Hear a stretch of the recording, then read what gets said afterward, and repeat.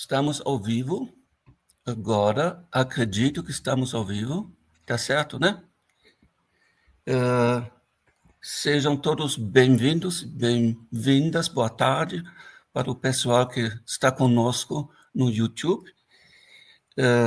Eu estou abrindo o nosso terceiro colóquio internacional dos estudos ecocríticos UFPR, UTFPR, que se chama Ressonâncias, Literatura e Natureza no século XIX, como vocês sabem. E todo mundo tem a programação. Eu não preciso fazer mais, explicar muita coisa, porque já perdemos um pouquinho do tempo, porque o professor Greg só conseguiu entrar agora. Mas acho que uns 15 minutos, com tempo, como se diz tradicionalmente, não tem problema. Eu vou agora simplesmente apresentar rapidinho o professor Greg Garrett, que vai falar conosco, né? Ele leciona e pesquisa na University of British Columbia, em Canadá. A página da sua faculdade de Estudos Criativos e Críticos, esse é o nome da faculdade, apresenta ele como an English-sounding Canadian, o que seria algo como canadense com sotaque inglês. Achei interessante essa observação. É porque ele começou sua carreira acadêmica na Grã-Bretanha, onde fez mestrado e doutorado e começou a lecionar. Professor Greg é uma das figuras mais conhecidas da crítica ambiental no mundo todo. No Brasil, ele é conhecido principalmente pelo livro Ecocriticism, pois a primeira edição foi traduzida e editada pela editora da UNB 20 anos atrás. 2 décadas mais tarde, a terceira edição desse livro, em inglês, foi publicada no ano passado, com 80% de material novo.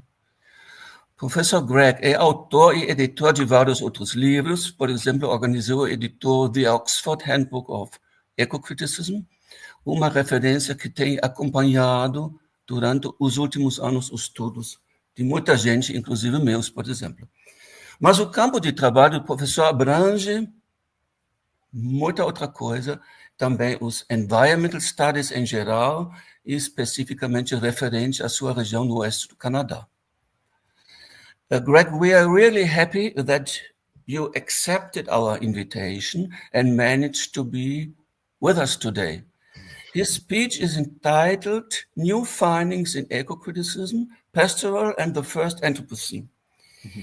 Vamos projetar na tela o texto traduzido durante a sua palestra. No final, teremos tempo para fazer perguntas e abrir debate. Dear Professor Greg, welcome to Curitiba, southern Brazil, even if your presence here is only digitally. We are now very much looking forward to your speech. Thank you, Klaus, and thank you to the organizing committee, and please accept my apologies for getting the time difference wrong and arriving late to my own presentation. I'm very sorry for that.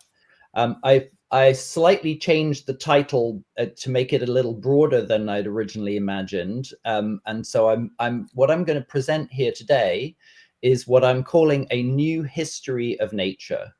And many of the things that I'll be talking about today were new research findings that I read up on and incorporated within the new 3rd edition of my book, Ecocriticism.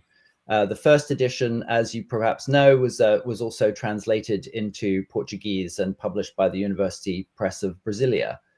And this, in the process of writing this 3rd edition, I learned a great deal, and I also changed my mind about quite a lot of things. I realized in some cases, such as my account of the history of apocalypse, that I'd actually been wrong about them in the 1st edition. And so there were a lot of changes that I made.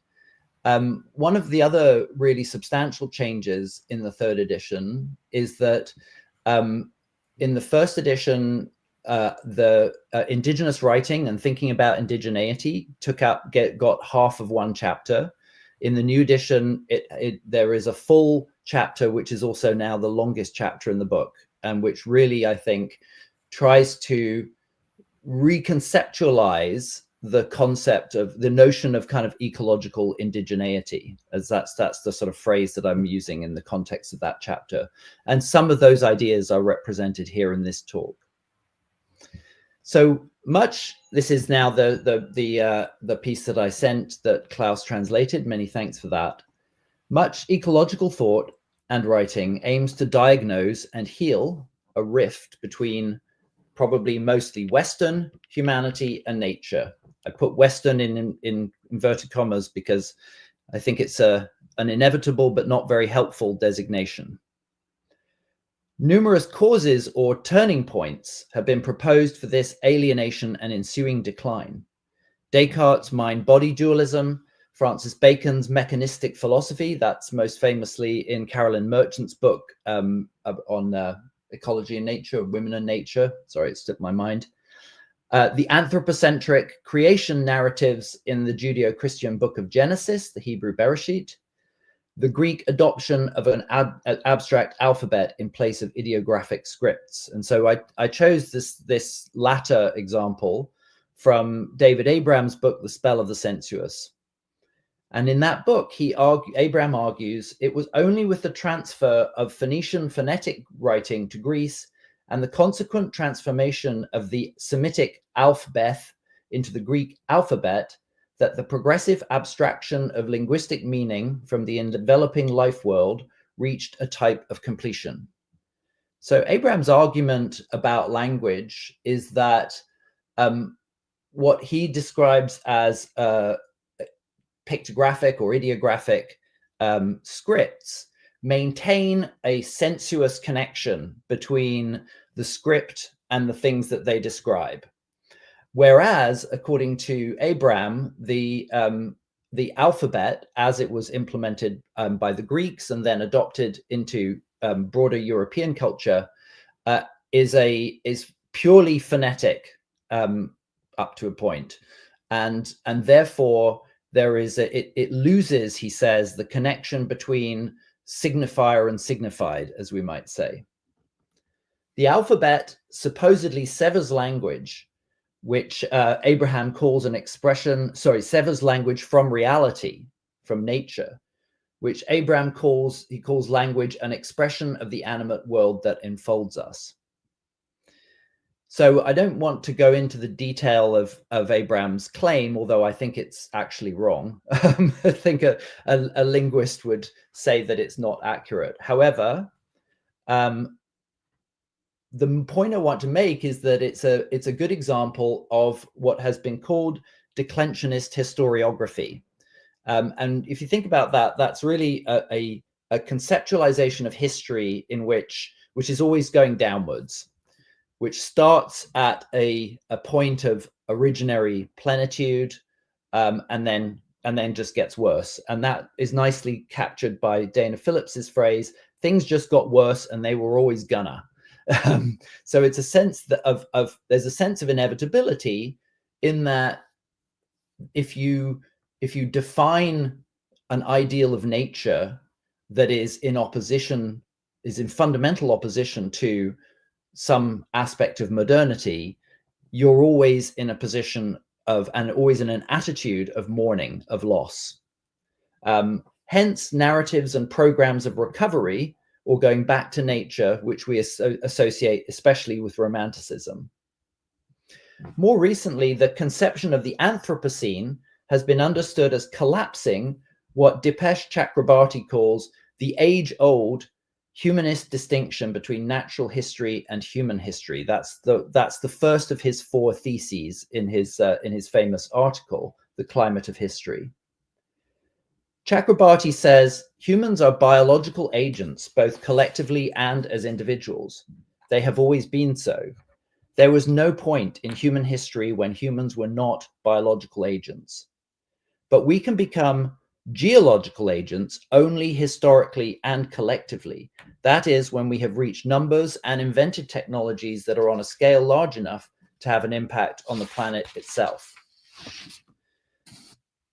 However, I would say that even if a suitable golden spike, this is the term used by stratigraphers who define the differences of geological ages, even if a golden spike can be identified to the satisfaction of stratigraphers, e.g.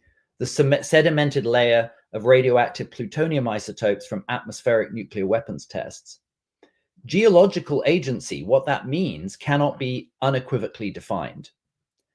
Anthropogenic climate change may be discerned before the post-1945 Great Acceleration, preferred by Earth system scientists as the beginning of the Anthropocene. Perhaps geological agency is older, and the humanist distinction between nature and history is younger than Chakrabarty thinks. The question I want to explore today is whether and what if this alienation, this supposed alienation of humanity and nature is actually a symptom of modernity, not the cause of our ecological crisis. What if the distinction between natural and human history is itself historicized? What if what we think of as separation from nature is an all too brief and transient delusion? And so to address this question, we can call upon two kinds of history. One is more familiar to us in eco-criticism as a history of culture and ideas. And the other is environmental history and historical ecology. And it's worth saying that environmental history itself has sort of two overlapping but distinct tendencies. Some environmental history really is sort of history of ideas about nature, and some environmental history is more biased towards material changes, though that distinction itself is questionable. And then at a certain boundary, it encounters a branch of ecology which is historical. So historical ecology could be seen as a sort of more scientific and empirical version of environmental history. So let's first consider the history of ideas. Robert Watson's wonderful book, Back to Nature, traces anxiety about the schism of civilized humanity and nature to the Renaissance. So this is, several hundred years before Romanticism, European Romanticism.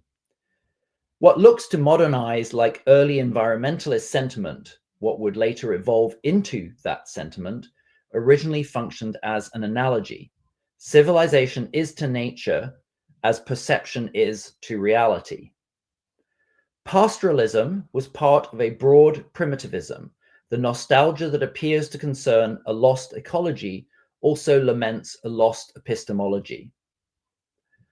As the persistent references to the Garden of Eden suggest, the movement back to nature in the Renaissance, he's saying, was partly a code for a drive back towards some posited original certainty, a drive baffled by paradox and by history, leaving the pastoralist merely posing with his back to nature. So Watson tracks the consequence of a shift from Reformation concern about mediation between man and God, the central consideration, the central argument of the Reformation, to proto-romantic anxiety about how representations, both linguistic and in visual art, how representations mediate between man and nature. And if I hadn't gotten the time difference wrong, I would like to have looked at some of his examples. He is particularly, a lot of the book is actually about European visual art, and he discusses some of my most favorite paintings in European art by Vermeer and others, and in Dutch landscape school, to look at how they implicitly interrogate, they implicitly seek both to overcome this this emerging distinction between humanity and reality through our minds and reality, as it were, and at the same time, as he said, are baffled by paradox. As I think sort of Timothy Morton observed, that, the more language a nature writer uses to try to overcome the gap between thought and reality, the more thought, the more language you end up having.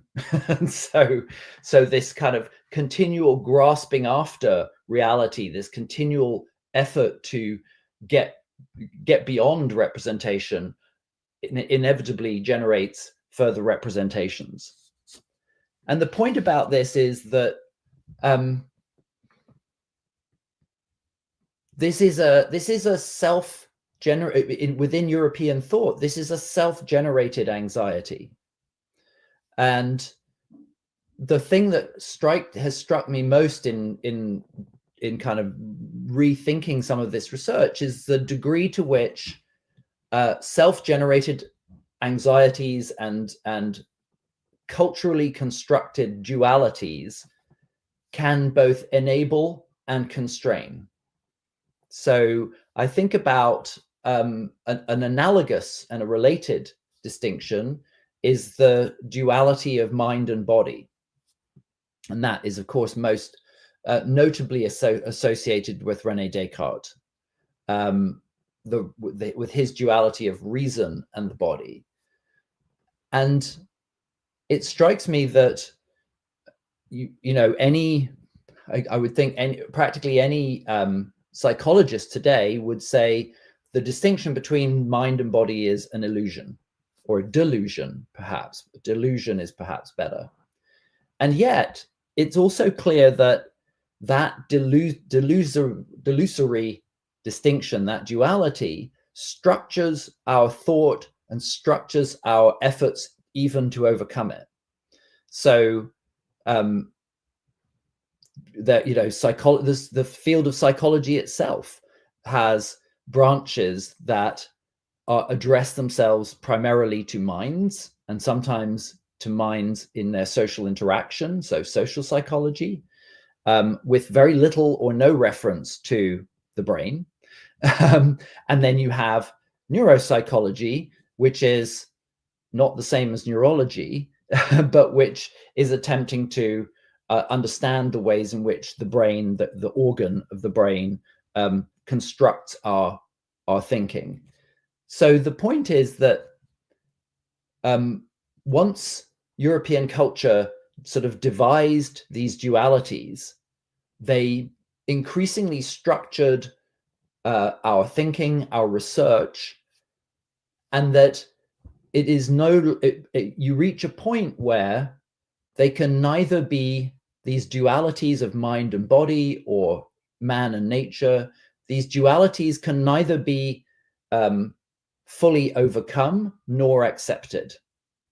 So we're sort of stuck with the duality of culture and nature, even as we recognize that it is a historical and actually a confusing distinction, a distinction that causes us to sort of misrecognize and misunderstand phenomena.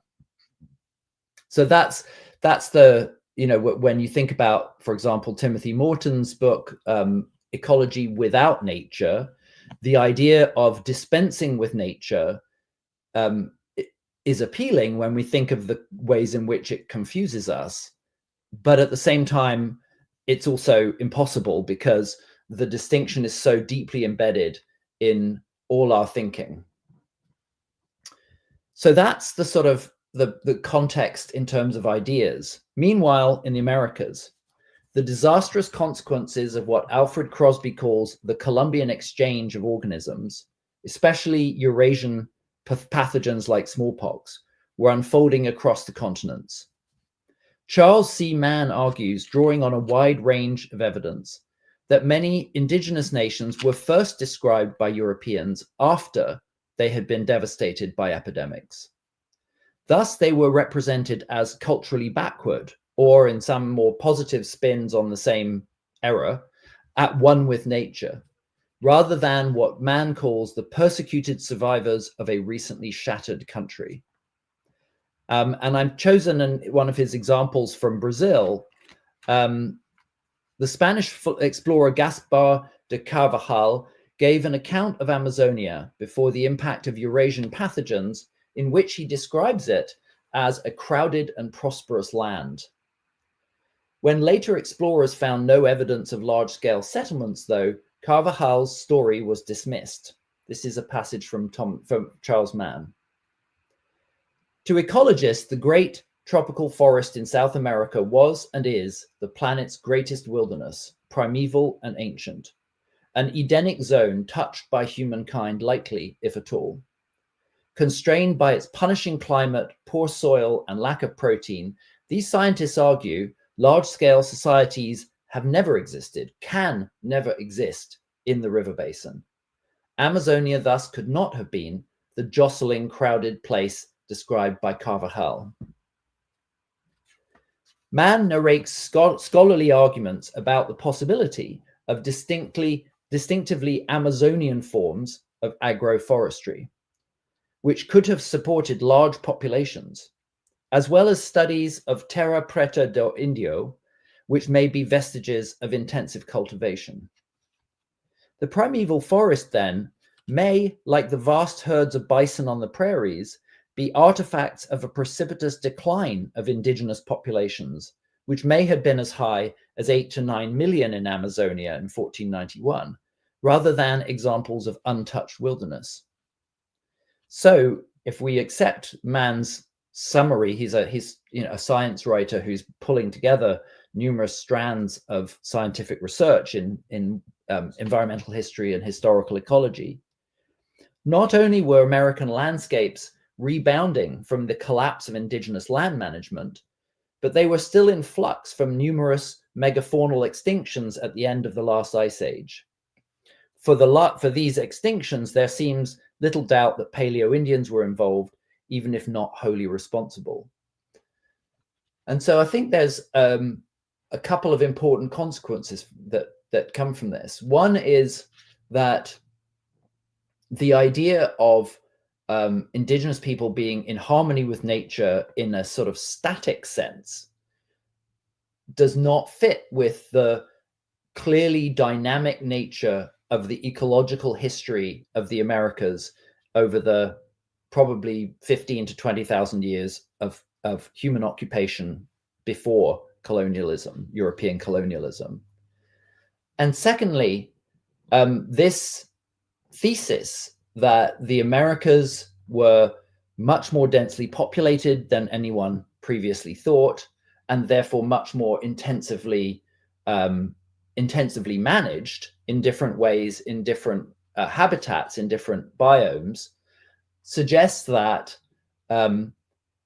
what Europeans saw as either Amazonian or Northeastern American wilderness was actually a kind of historical artifact of the aftermath of epidemics that took place beyond the reach of Europeans' perception. So these epidemics happened without European observers recording them, and so they misrecognized the wilderness as sort of eternal, as sublime, as a status quo ante, when actually it was just the latest turn in thousands of years of major ecological change in the Americas.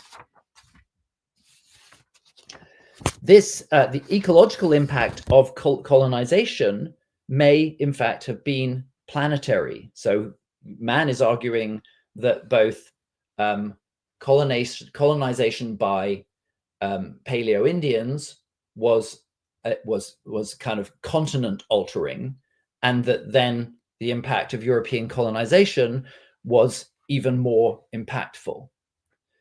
Earth system scientists Simon Lewis and Mark Maslin argue that 16th and 17th century colonization centered on densely populated Mesoamerica killed around 50 million people via exposure to diseases carried by Europeans, plus war, enslavement, and famine. And the ensuing regrowth of forests and grasslands caused, they argue, a dip in atmospheric CO2 that is the most prominent feature in pre-industrial atmospheric CO2 records over the past 2,000 years.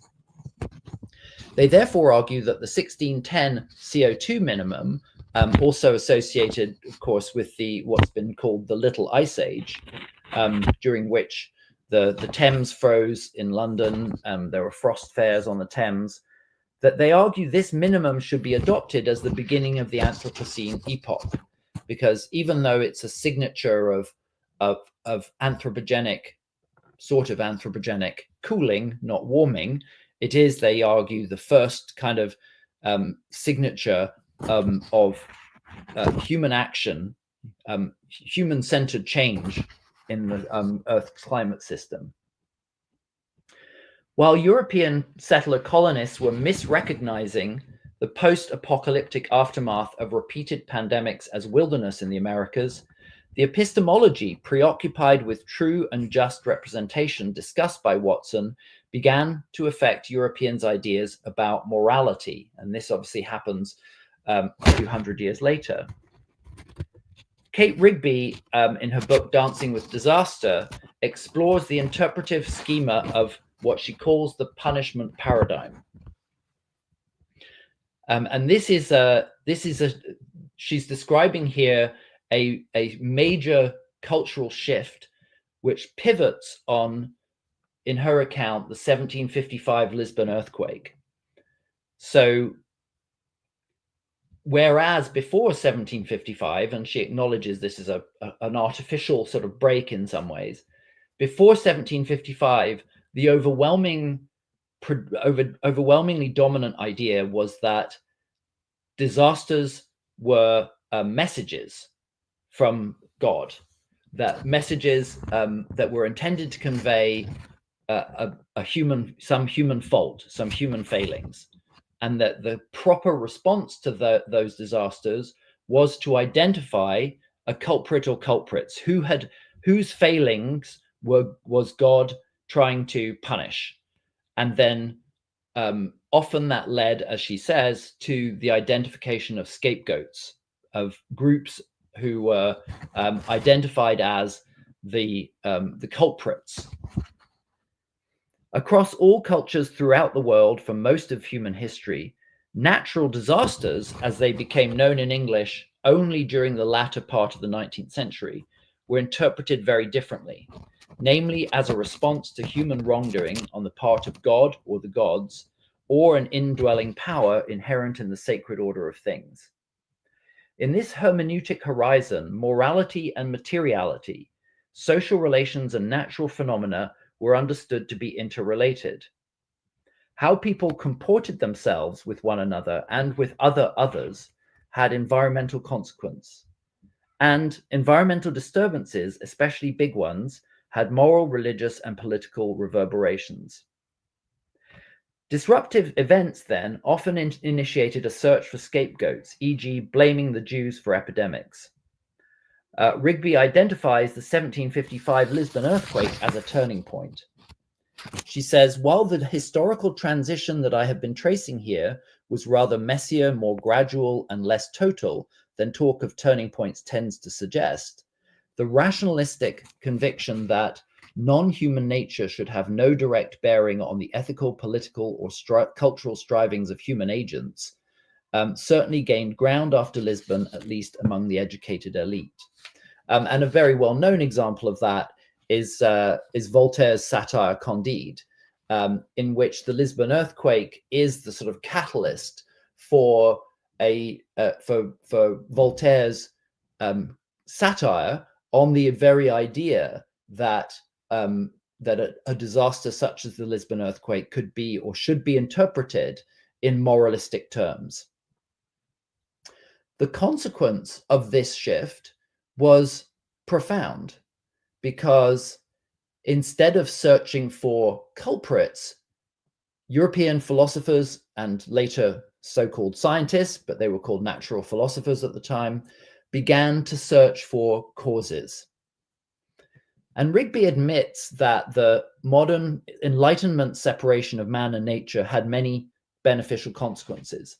The old search for culprits was replaced, though never completely, as we saw during the COVID-19 pandemic, with research into causes and solutions.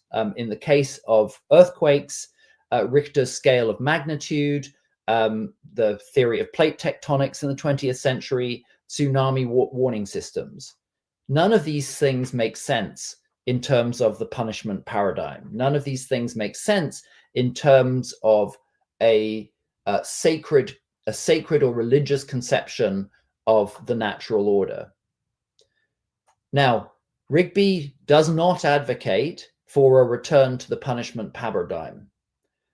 I would say she doesn't acknowledge enough how the new paradigm, the rationalistic or humanistic paradigm, I don't think she acknowledges enough the truly extraordinary effects that this had on human welfare. Clearly, like, one of the effects of this shift was the emergence of natural sciences that were interested in disease process, that were interested in epidemiology, that were interested eventually in maternal health and child mortality. And so whilst 8 billion humans on this earth is bad news for many of the creatures we share it with, it's unequivocally, I would say, good news in terms of human welfare. And I mentioned I was actually talking to my undergraduate class the other day, and I was talking about this shift, and I said, you know, both of my sons were born by cesarean section.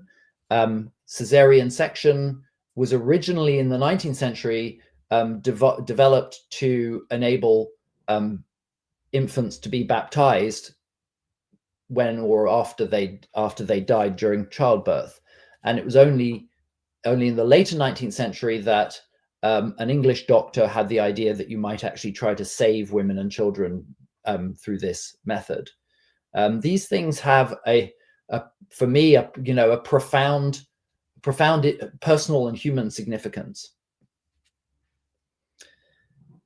Rigby argues not for a return to the punishment paradigm, but for a new conception of catastrophe as always natural cultural. And here I'm using that sort of portmanteau word that combines culture and nature without collapsing them into one another, and sees catastrophe as opportunity, as in its original religious sense, as turning, or catastrophe, turning, or in the Christian notion of apocalypse, the idea of revelation, rather than simply a disastrous ending. So in Rigby's ideal, a moralized conception of nature, which was, as she says, frequently cruel and usually, well, invariably, I would say, misdirected. And then this sort of artificial and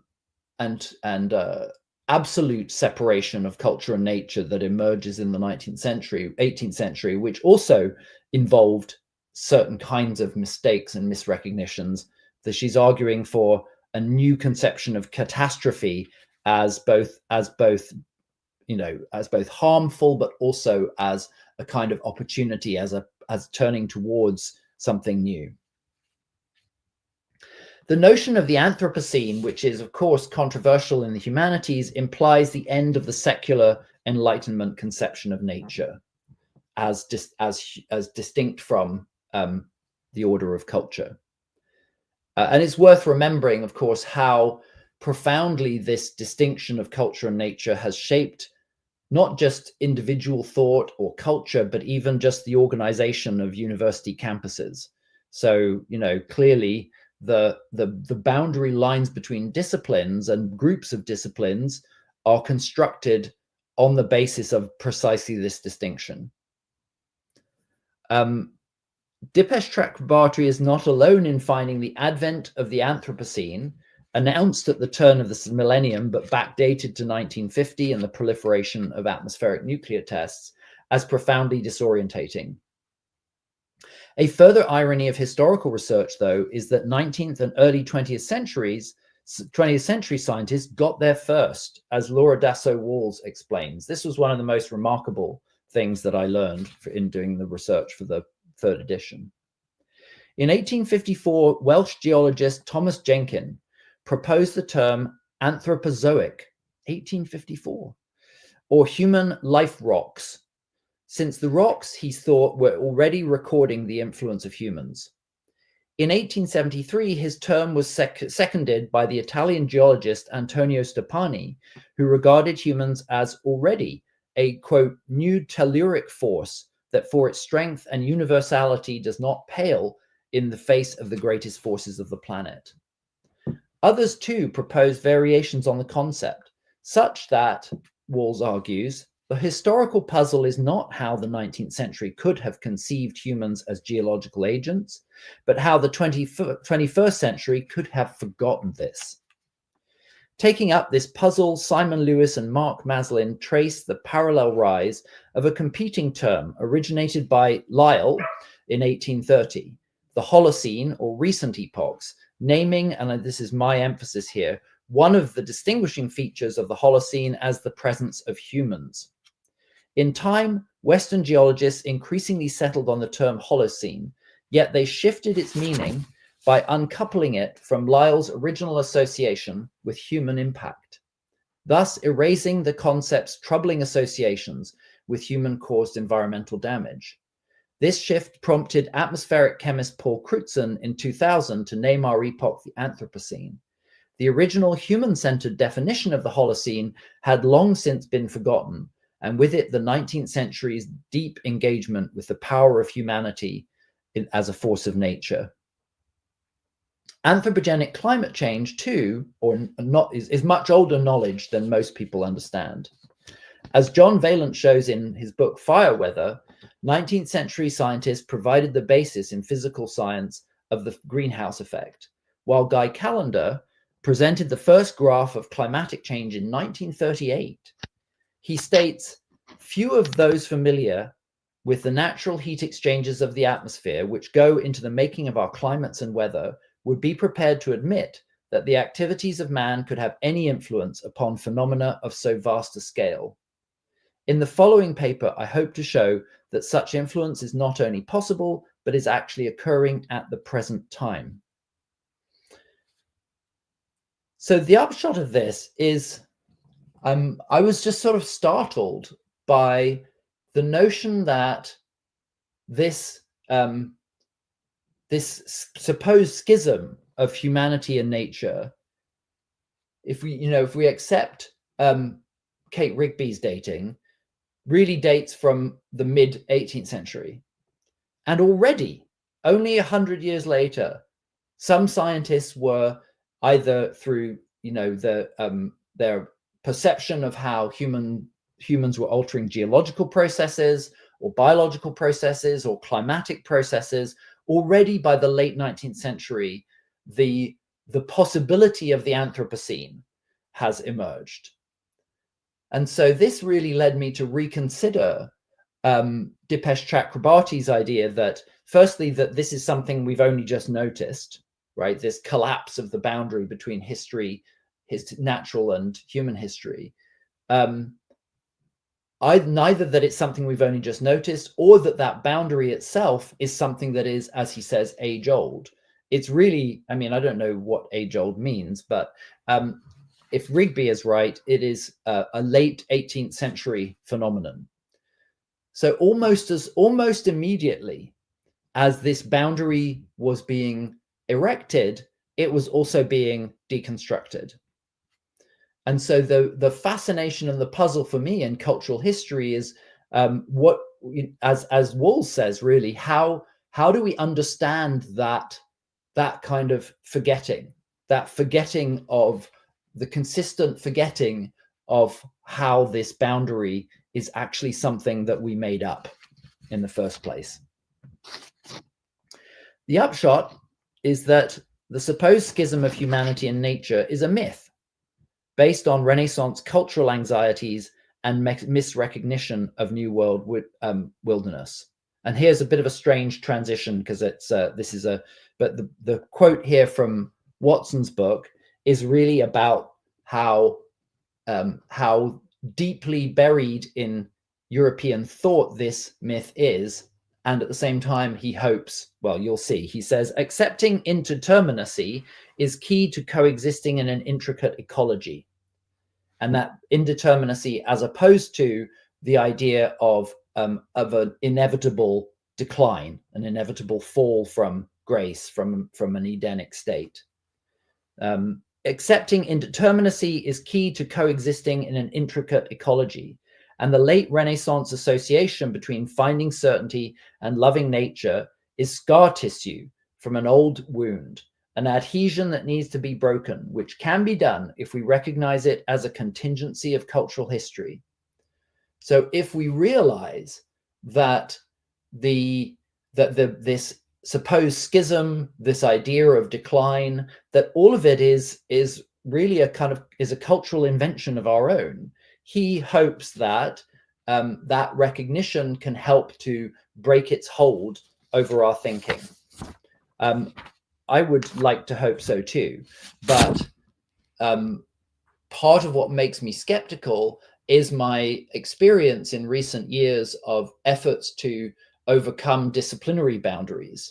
And those boundaries are a very important way in which this task of, if you like, kind of re-entangling nature and culture, that task is made much, much harder because of disciplinary boundaries, which in some ways are only ever getting deeper as specialization continues. This contingency of history bequeathed us a meta-narrative of decline from a more pristine status quo ante that hinders environmentalism today far more than it helps. And as Emma Maris says in her book Rambunctious Garden, we are always mourning because we can't make more of such untouched places. And this is one of the other really big kind of realizations that I had through doing this research, and especially reading Maris's book. Indeed, if wildness means lack of human intervention and wilderness implies conformity to an originary baseline state, the conflation of these two terms in the American wilderness cult can be seen as a historical mistake deriving from conservationists' lack of knowledge of indigenous land uses before the epidemic struck. On the contrary, Maris suggests we can have wilderness that resembles an historical ideal, but it will have to be heavily managed. Or we can have wildness, but it will be a rambunctious garden full of interlopers from abroad.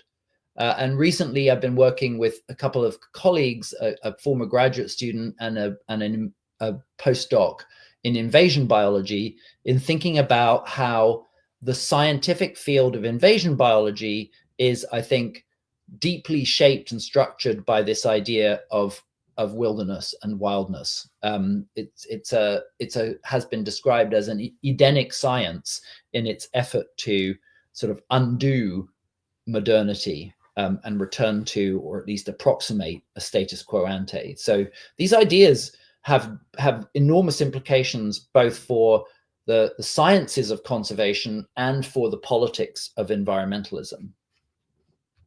Meanwhile, the secularization of nature, if not its supposed autonomy from humanity, is too deeply embedded in globalized science, healthcare, and risk management to contemplate re-enchantment, even if that were desirable. So I agree with Kate Rigby here that any sort of return to the punishment paradigm, which I think she's right to see as part of the idea of the enchantment of nature, which many, I think, eco-critics find appealing, I think that that punishment paradigm is gone for good, and I mean for good. It's good that it's gone.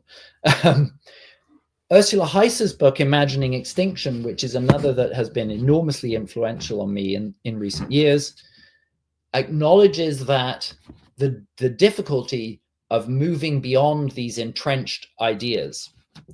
The question is whether and how it might be possible to move environmentalism beyond the stereotypical narrative of the decline of nature without turning it into progress boosterism. Now that the notion of nature itself has become tenuous ground, what might be the foundation for a new kind of environmentalism? And that's the question that I will leave you with. Thank you very much for listening.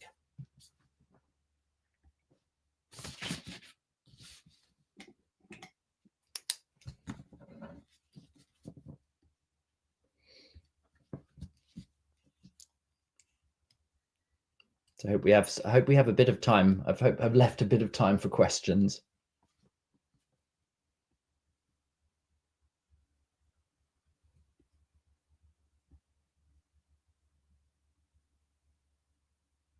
Oh, are there? Oh yes, good. I thought I was alone just then. We don't have access to the audience, or I don't know, but we have a chat that comes to us. Yeah. And we have to wait a little bit. Meanwhile, I have a comment. Yes. Perhaps while we are waiting, I'm a fan of the Romantic Pastoral. I'm not naive. I don't think that the poetry of Wordsworth or Coleridge helps to expand the Anthropocene. Maybe some passages of Thoreau do this better, some passages. But we know that literature doesn't have the function to explain anything. Its practical uses are unimportant. What we do when we read Romantic poetry or Thoreau is to engage with the aesthetic approach to nature. Yes, an approach that always goes hand in hand with an ethic commitment, aesthetic and ethic. We do love what is beautiful, even in some ecological sense of the word, and we tend to protect the things we love. Yes. In this sense, I guess the romantics are never outdated. Yeah. I think that there's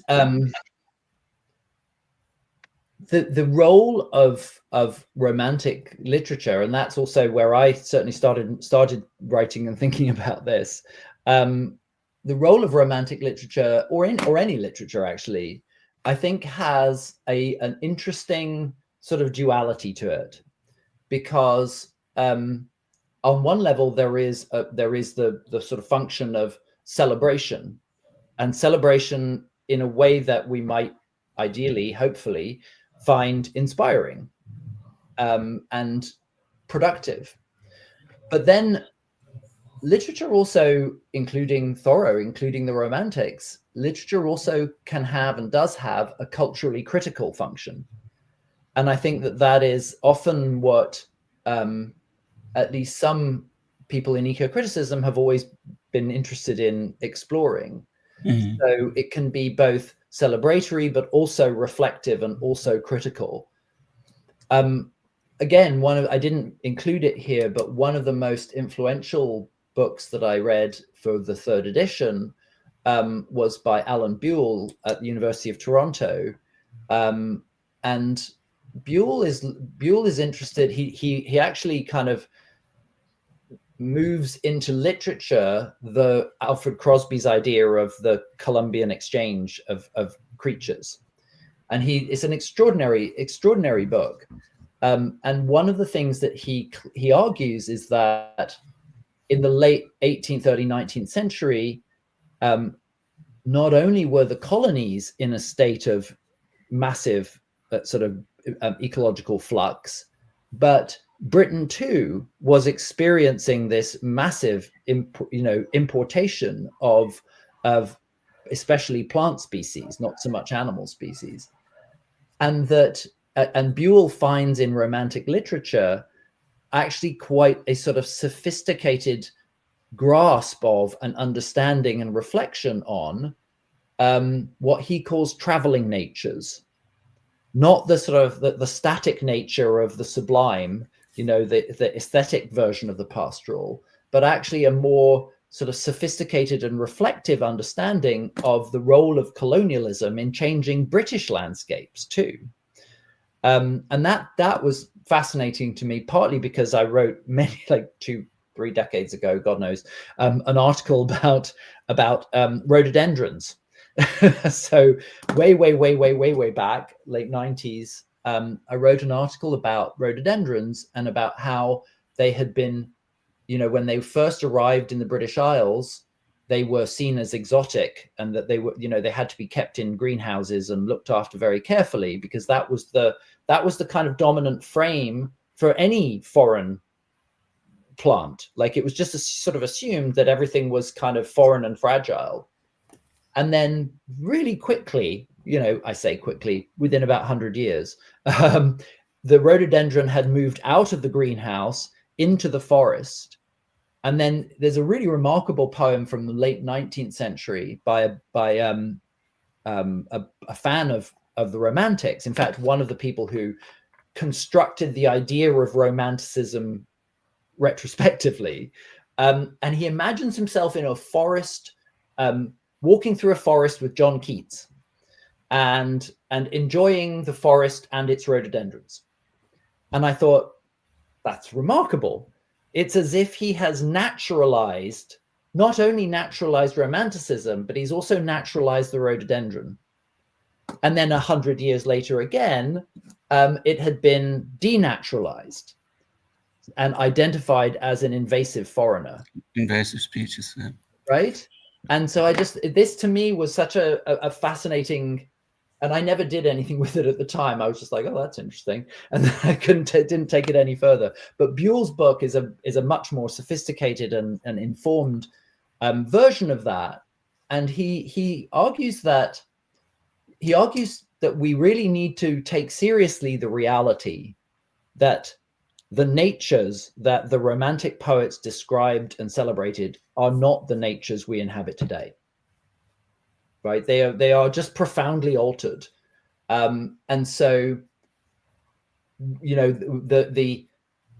it's almost as if the sort of the celebration side is celebrating something that is inevitably lost, sort of pastoral in the bad sense, whereas the critical and reflective side of Romanticism, its understanding of the dynamism of colonialism and its impact on ecological change, that's the version, that's kind of the good pastoral. Right? It's not so much the praise song, as it were, because that's a praise of something we no longer have access to, and we could only construct it very laboriously as a kind of zoo or museum. Emma Maris talks about in Hawaii, an area on one of the islands where they're trying to recreate a pre-colonial biome, and of course they have to put up a huge set fence and then kill everything inside it. and then plant native species, and then keep pulling out the seeds of all the non-native species. And this is her point, is that you can have something that feels like an originary wilderness, but it will not be wild, because you will have to maintain it all the time. Or you can have something wild, just let it go, but then it'll be, then you can't predict or control what it will be. Yes. So I think that idea of a kind of a critical, maybe this is also going back a long way in eco-criticism. There's a sort of celebratory pastoral and a critical pastoral, and it's the critical pastoral that we find more kind of authentic. I remember this famous novel of T.C. Boyle about this Californian isle. That's right. Yes. Yeah, so I've actually been teaching that this term. I've been teaching a course this term that's for an interdisciplinary course, teaching science and humanities students together, and I used T.C. Boyle's "When the Killing's Done." When the Killing's Done. Yeah, because it's a very clever and funny and sophisticated reading of invasive species eradication, and I think Boyle really, through the plot as much as through what the characters say, questions the idea of a kind of a return to nature. Yes. This return to nature is always deeply ironic, because the Park Service just has to keep doing different things. It ends up being, Ursula Heiser calls it a kind of surreal performance art. It's like, or kind of veering from one intervention to another intervention and another unintended consequence and so forth. And I think there's a lot to that. Janice. Thank you, Professor. Professor Gerard, there is a question from the audience. from Everton Torres. I will try and translate into English. If you could elaborate further on that, we would appreciate. He asks, if I have not misunderstood Professor Greg when he spoke of the possibility of the Anthropocene, is this theory not yet consolidated when we talk about eco-criticism? Isn't it not a consensus yet? That's a great question. So I haven't looked recently at what the geologists have decided. So there was a committee to examine the proposal of the Anthropocene. And I think most people expect that they will agree, and that agreement will be, kind of reflected in the official designation of this epoch, and and then they will agree that most likely that 1950 is the golden spike. So there's the question of geologists, and in some ways that's there's arguments within geology about this, but I think that the notion of the Anthropocene is much bigger than geology, and as in fact many geologists understand, they can see this. And so I think that there is, well, in the humanities, it has, this kind of proposal has led to dozens of counter proposals for different scenes, different epochs, each of which is attempting to identify or narrow or be more specific about the culprit, because they're seeing the Anthropocene actually as being, kind of punishment paradigm, like who's to blame for this. And so many, so there have been proposals that, like the Capitalocene, it's like, no, it isn't humanity that's the problem, it's capitalism. Or the Plantationocene, or there's dozens of them. And, almost any humanist can kind of put forward their own scene, their own epoch, according to their sense of who is really to blame. I actually think that, for one thing, these proposals are, I think, a mistake, because they are kind of still stuck within a very narrow temporal framing. So, let's say we accepted Capitalocene, and then let's say capitalism ended disastrously 10 years from now or tomorrow. The Earth system effects of capitalism would continue without capitalism. And so, geologists tend to think in big time scales. That's what they're good at. And I think that all of the alternatives that I have seen are sort of sectarian in a way. They're people making an argument for their own kind of analysis. It's been pointed out that that it's not all humans, but disproportionately wealthy white people in developed countries who are responsible for these Earth system changes. Okay, but not forever. So, if you were just looking at Chinese economic development, or economic development in parts of Africa, or you can't base your conceptualization of deep time on what happens to have been going on in the last 150 years. I think that's a rather narrow perspective. And one of the other things that has been pointed out about the Anthropocene, which I like and which I write about in the 3rd edition, is that in some way, by describing us from the outside, we are almost placed humanity in all our diversity and in all our multiple versions of culpability. We are actually turned into a kind of alien in the sense that, you know, other epochal change on Earth has been caused by other organisms in some cases. So it almost turns us into the latest version of sort of dynamic, unpredictable change on Earth. And so, you know, it isn't the Anthropocene is not actually a celebration of human power. It's rather the opposite. It's a critique, fundamentally, I think, a critique of our, at a large kind of international, inter-societal level, inability to translate knowledge into action. Thank you, Professor. On a different tone, there is another question here proposed by the audience by Jade Arbo.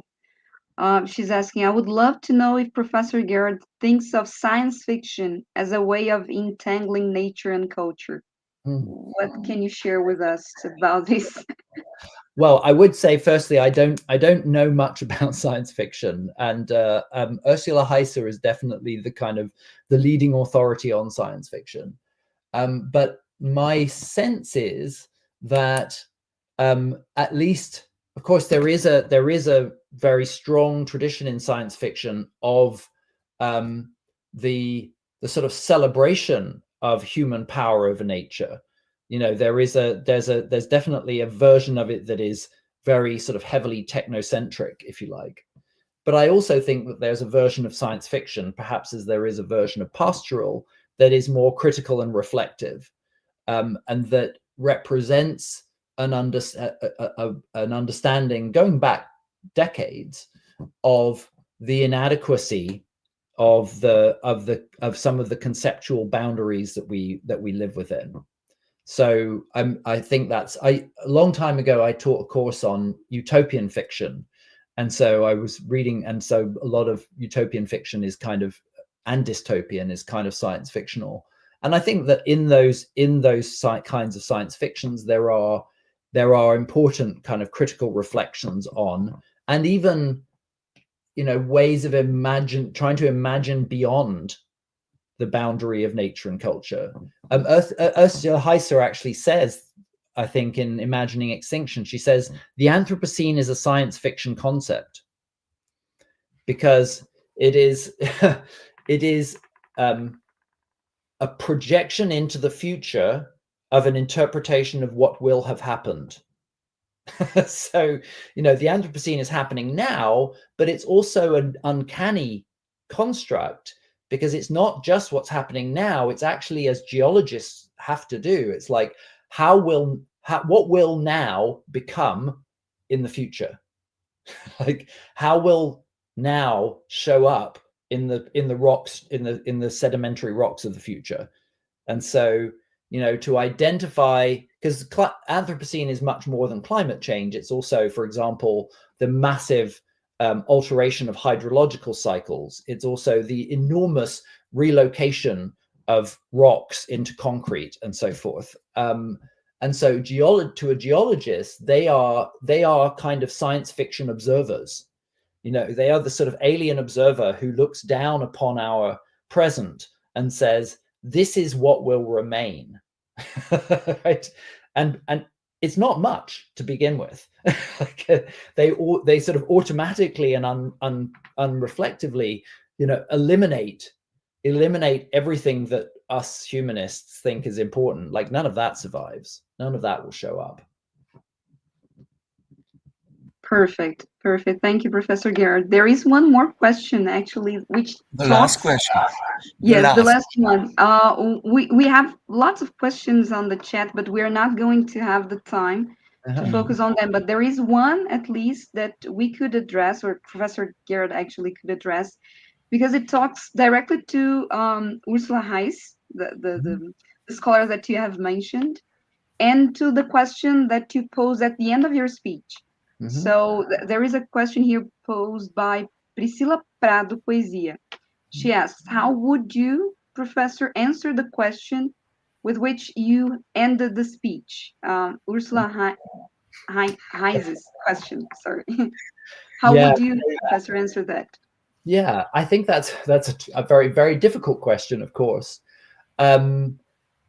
because, as I say, this nature culture duality is a mistake, but it's also a deeply, deeply ingrained mistake, and it's also a productive mistake. So just as the mind-body duality is a mistake, it's also a productive mistake. You know, we've learned a huge amount about minds through the separation of mind and body. There is something even liberatory about the idea that a disabled body doesn't automatically mean a disabled mind, for example.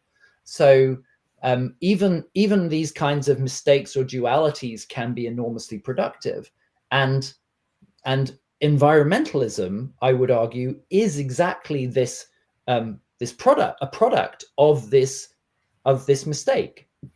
So how you reform that, it's not impossible. I mean, already within the way environmental organizations work, over the last few decades, the notion of, for example, of a park or protective environment being one that systematically excludes all humans has been largely abandoned.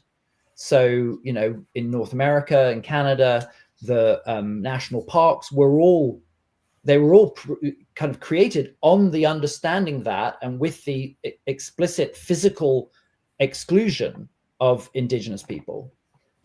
In Canada, since the 1980s, no new national parks have been made that were not there's a different designation here in Canada, which is a National Park Reserve. And an NPR is a reserve with Indigenous co-governance. So there are no new national parks on the old model of the famous ones like Banff and Jasper, which involve the expulsion of Indigenous peoples. They are all integrated at the level of co-governance.